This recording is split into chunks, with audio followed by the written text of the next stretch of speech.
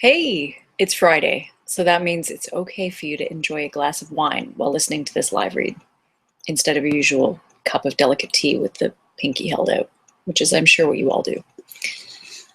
My apologies, I thought the dishwasher would be done running by now. I was wrong, so there'll be a little bit of extra background acoustics for Chapter 9 of Jane Austen's Pride and Prejudice. Elizabeth passed the chief of the night in her sister's room, and in the morning had the pleasure of being able to send a tolerable answer to the inquiries which she very early received from Mr. Bingley by a housemaid, and some time afterwards from the two elegant ladies who waited on his sisters. In spite of this amendment, however, she required to have a note sent to Longbourn, desiring her mother to visit Jane, and form her own judgment of her situation. The note was immediately dispatched, and its contents as quickly complied with.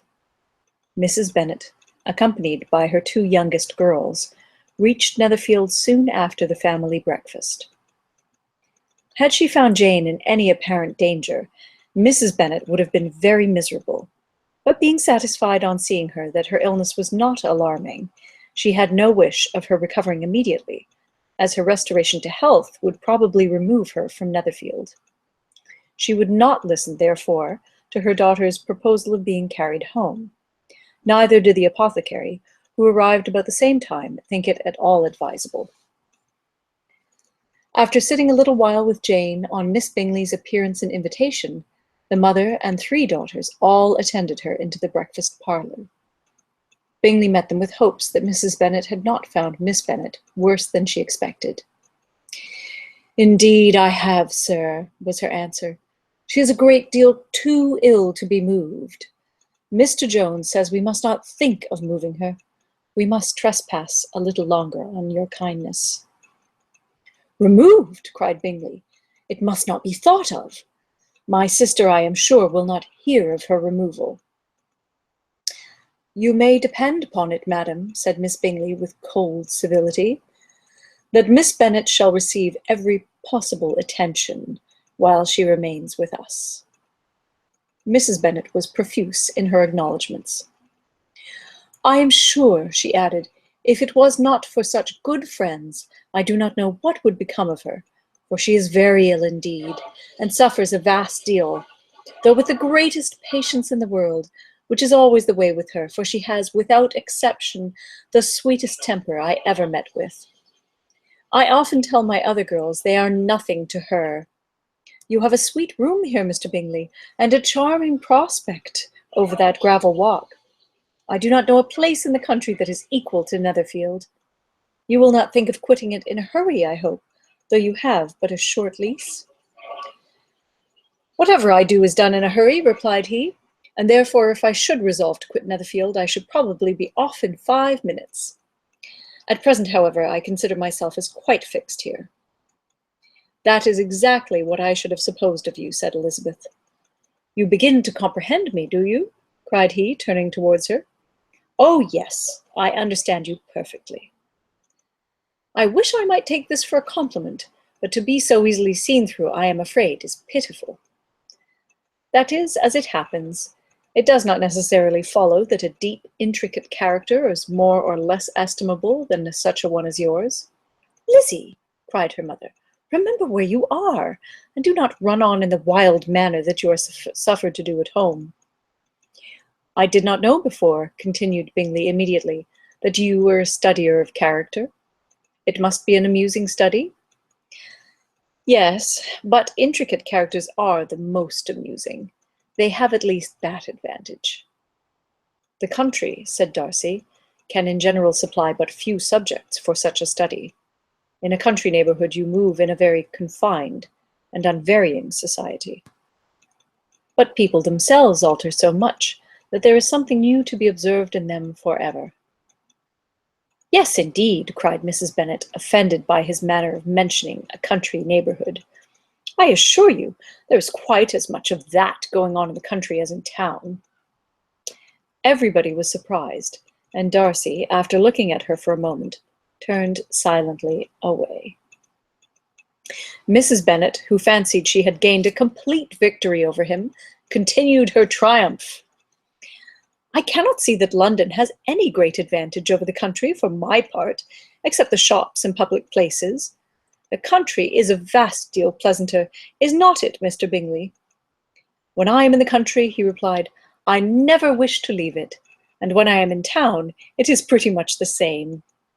They have each their advantages, and I can be equally happy in either. Ay, that is because you have the right disposition. But that gentleman, looking at Darcy, seemed to think the country was nothing at all. Indeed, mamma, you are mistaken, said Elizabeth, blushing for her mother. You quite mistook Mr. Darcy. He only meant that there was not such a variety of people to be met with in the country as in town, which you must acknowledge to be true. Certainly, my dear, nobody said there were. But as to not meeting with many people in this neighbourhood, I believe there are few neighbourhoods larger. I know we dine with 24 families. Nothing but concern for Elizabeth could enable Bingley to keep his countenance. His sister was less delicate, and directed her eye towards Mr. Darcy with a very expressive smile. Elizabeth, for the sake of saying something that might turn her mother's thoughts, now asked her if Charlotte Lucas had been at Longbourn since her coming away. Yes, she called yesterday with her father. What an agreeable man Sir William is, Mr. Bingley, is not he? So much the man of fashion, so genteel, and so easy. He has always something to say to everybody. That is my idea of good breeding, and those persons who fancy themselves very important and never open their mouths quite mistake the matter. Did Charlotte dine with you? No, she would go home. I fancy she was wanted about the mince pies. For my part, Mr. Bingley, I always keep servants that can do their own work. My daughters are brought up differently. But everybody is to judge for themselves, and the Lucases are very good sort of girls, I assure you. It is a pity they are not handsome. Not that I think Charlotte so very plain, but then she is our particular friend. She seems a very pleasant young woman, said Bingley. Oh, dear, yes, but you must own she is very plain. Lady Lucas herself has often said so, and envied me Jane's beauty. I do not like to boast of my own child, but to be sure, Jane, one does not often see anybody better looking. It is what everybody says. I do not trust my own partiality. When she was only 15, there was a gentleman at my brother Gardiner's in town so much in love with her that my sister-in-law was sure he would make an offer before ever we came away. But however, he did not. Perhaps he thought her too young. However, he wrote some verses on her, and very pretty they were. And so ended his affection, said Elizabeth impatiently. There has been many a one, I fancy, overcome in the same way.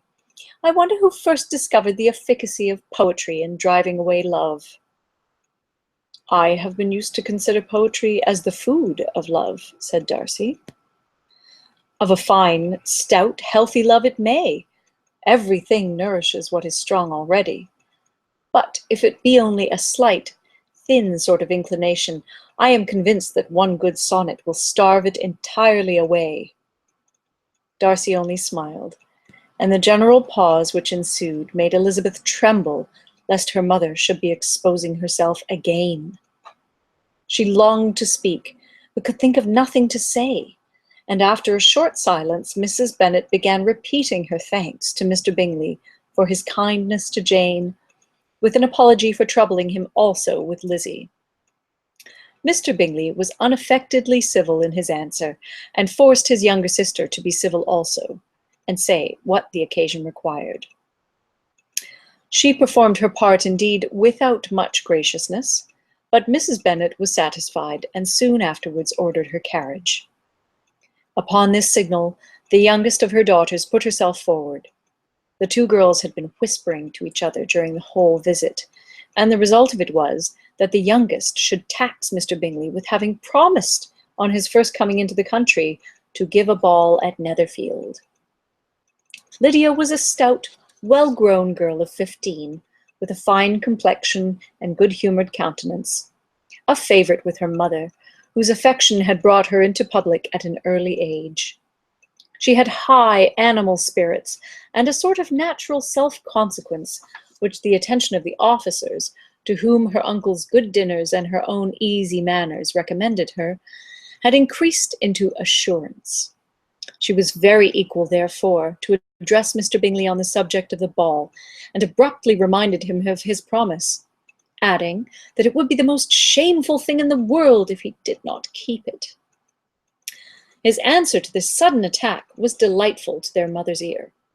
"I am perfectly ready, I assure you, to keep my engagement, and when your sister is recovered, you shall, if you please, name the very day of the ball. But you would not wish to be dancing while she is ill." Lydia declared herself satisfied. Oh, yes, it would be much better to wait till Jane was well, and by that time, most likely, Captain Carter would be at Meryton again. "And when you have given your ball," she added, "I shall insist on their giving one also. I shall tell Colonel Forster it will be quite a shame if he does not." Mrs. Bennet and her daughters then departed, and Elizabeth returned instantly to Jane, leaving her own and her relations' behaviour to the remarks of the two ladies and Mr. Darcy, the latter of whom, however, could not be prevailed on to join in their censure of her, in spite of all Miss Bingley's witticisms on fine eyes. Thus ends Chapter 9. Good evening, and I hope you have a great weekend ahead. Chapter 10 tomorrow.